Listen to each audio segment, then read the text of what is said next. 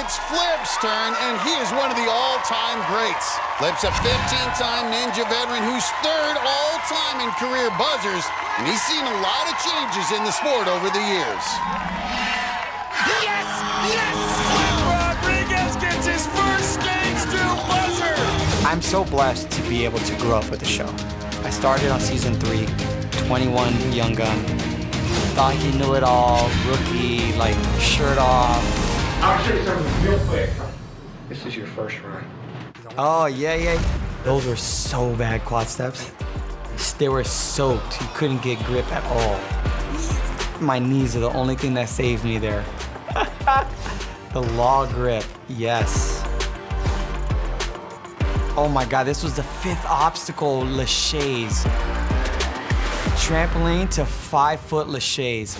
Boy, what a massive change compared to the courses that we have now. Back then, I'd be like, there is no way that the sport evolves that much. What a throwback from my first season to now.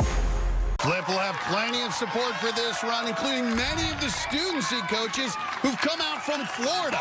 Flip's always been a fan favorite. 15 seasons for Flip Rodriguez. Just yesterday, it felt like he was going through the quad steps as a 21-year-old. He's bounded through it. And he still got it. Still looks like he's 21. He's faced every obstacle on tonight's course at some point in his career, and he knows how dangerous this one block run can be. You know what? Oh, no! Flip Rodriguez! He's been through all of these before. But it reminds you, even the best ninjas fear the balance obstacles for just that reason, and Flip is just frozen in disbelief. Well, let's look at this again. He just skipped that 3rd block and never regained his balance. His feet hit the water, and his season is over. All right, so we are here to do a ninja breakdown of my run on American Ninja Warrior and give you guys an insight on why things went wrong and give you guys an insight on my mindset leading up to it.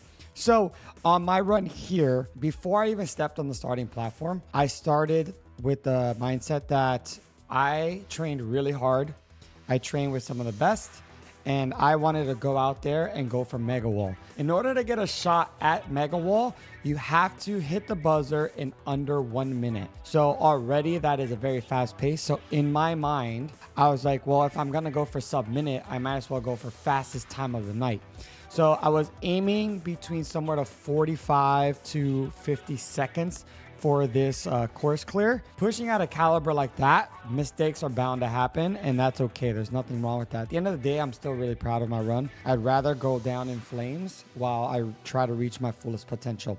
So with that being said, we're gonna go into my run and we'll break down the few obstacles that I got through, and then including the one obstacle that I missed. So let's go here. As you guys can see, quad steps are the first obstacles, and this is the old school version, but not really the old school version, because the old school version, as you saw on my profile, they're much bigger quad steps.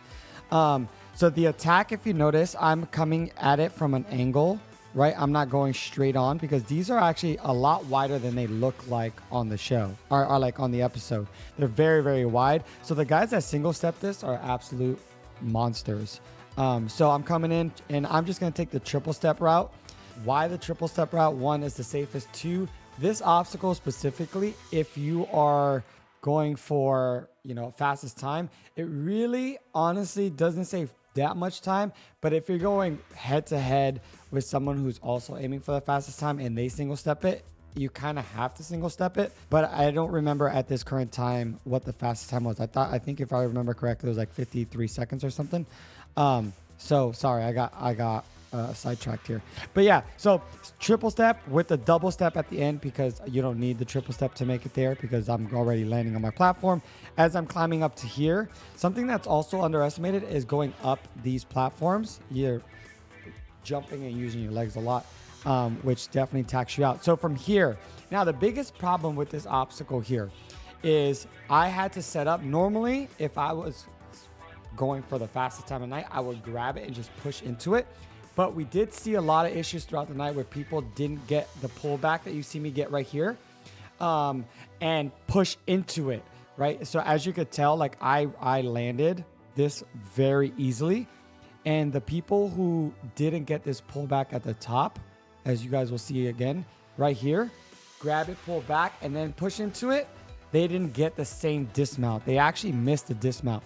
So now, something I really want to get to show you guys insight on. I don't think a lot of people actually know this. You see this right here, this little, I'll move my head, this little bar or line, we'll call it. This is actually, you have to actually go over this and stop with 2 feet. Because if I was running for fastest time, I would land off the previous obstacle and just run right through it because I will have way more speed to get across a block run. Now on this limiter is what they called it. They called it the limiter on the show. You have to stop here, and that's why I stopped there.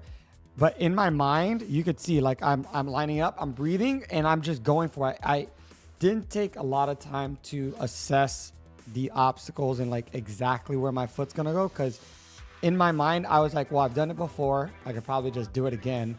And I just went for it. And here's where the issue will lie. Okay. Now, as I step, my first step, the truss is in the way, but my first step is actually pretty solid. My second step here was not too bad. It did tilt that block run a little bit. But now here's where this is where it ended right here for me. There's 5 blocks, right? 6 blocks on block run. I went 1, 2. I'm honestly going to number 4. I'm not going to number 3. So as I go to 4, as you were able to see, can I go back? I can't go back frame by frame. But if you guys see, my foot is just on the edge, and it's actually not above the pole. So you see this black pole that's running through the middle of the cubes. When you're running block run, you want to have your foot above those poles, right? The reason why, because if your foot is on the left or right side, it's going to rotate those blocks a lot faster. Hence what happened to me on this obstacle right here. My foot, you can clearly see, is too far to the left, and that caused me to lose my balance, and I tried as hard as I could to save it right here. But also look at my right foot here. Because I messed up my 3rd step, it caused me to mess up my 4th step. And my 4th step is way too far to the right. My foot should be up here on this line.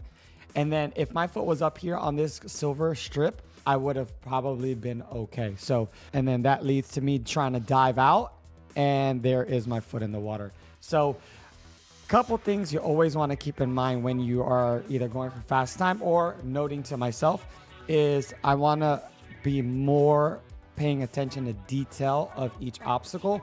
For example, block run, make sure your foot is always over the support beam that's going through each block. 2, pushing at a fast pace, you got to be willing to risk it, right? If you're trying to go for a $10,000 grand prize, it's definitely not going to come easy. So there's going to be some risk involved. You have to be okay with that risk. If you're not okay with that risk, then you're probably not really wanting to get a chance at the $10,000 mega wall. Risk to reward factor there. Personally, I am going to go for it again. If you guys know, the new season of American Ninja Warrior is now being casted. So if you are the age of 14 or higher, make sure to sign up on anwcasting.com. And I know it's going to, there's an issue with it that it's showing last season's applications and it says 15, but I promise you it's 14 and up.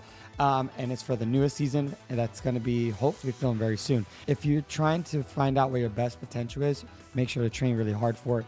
And I'm going to train as hard as possible. And next season for American Ninja Warrior, you can expect the same pace. And I'm totally okay with it if I fall again on balance. Because I want a chance at the mega wall again, and I want to get the $10,000. So I hope you guys enjoyed this ninja breakdown. If you guys want more ninja breakdowns, please let me know in the comments below. Don't forget to subscribe because we're coming out with so much more ninja content of me coaching and the future of ninja. These kids are incredible. We're going into Worlds here shortly. So that footage is going to be alone incredible because I'm hoping to get a few champions out of that. But at the end of the day, it's not about results. It's about who they grow during the process of ninja. So I appreciate you guys. I'll catch you guys in the next one. Peace.